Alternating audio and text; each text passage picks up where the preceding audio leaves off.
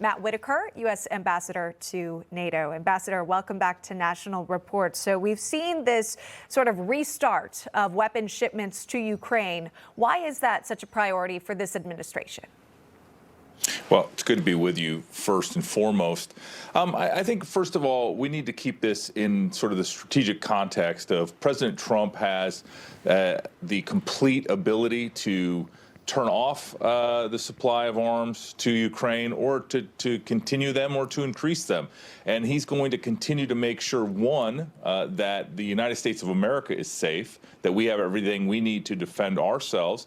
And at the same time, I think he is determined that right now that Ukraine needs to defend itself from Russia and their attacks. You're seeing overnight, almost every night, a record number of drones and missiles fired not on the battlefield in Ukraine, but in cities like Kyiv and Odessa, and you're seeing civilians being injured and killed in those cities. And so I think President Trump, who is a peacemaker and wants peace and wants this war to end, understands that Ukraine's going to have to defend itself. Now, one of the things here at NATO that's crucial to know is that, European allies need to pick up the lion's share of this and need to pay for the war in Europe. And that's what we saw at the NATO summit a couple of weeks ago, that their willingness to take over the traditional defense of the European continent and at the same time take more of a responsibility for providing the weapons and the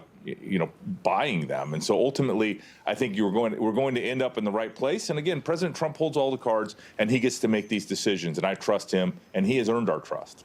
I want to ask you about this, if I can. Matt, Ohio Congressman Jim Jordan was on this program, National Report, earlier this week. He addressed the administration sending more weapons to Ukraine, which we're discussing now. I wanted to share his response. Watch.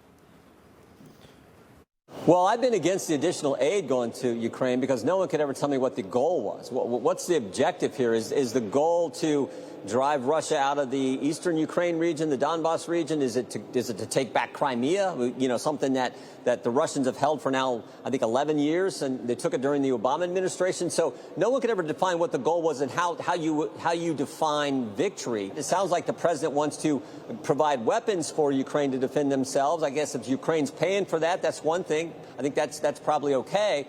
But I haven't seen the details of this proposal. So, Ambassador, how would you describe the goal in terms of how the congressman put it? Yeah, well, first, Congressman Jordan, I think, is coming to Brussels as soon as next week. And so I'm looking forward to sitting down with him and members of his Judiciary Committee and talking about this topic and a lot of other topics here at NATO.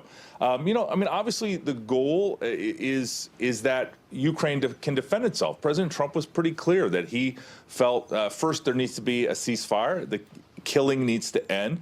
But at the same time, he felt after his phone calls, both with Vladimir Putin and Volodymyr Zelensky, that it was important that Ukraine be given the necessary weapons to at least defend themselves in a defensive nature. And so, I think that's the near-term tactical goal. The long-term strategy is peace, because ultimately this killing needs to stop. You're seeing thousands of people die on the battlefield on both sides of the front line, and you're also seeing Ukrainian civilians being injured, maimed, and killed. And I think, President Trump is a peacemaker, and he is going to create the conditions and the appropriate environment to bring this war to an end once and for all.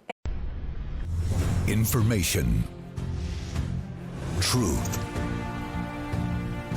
is freedom. Is Newsmax. It's real news for real people.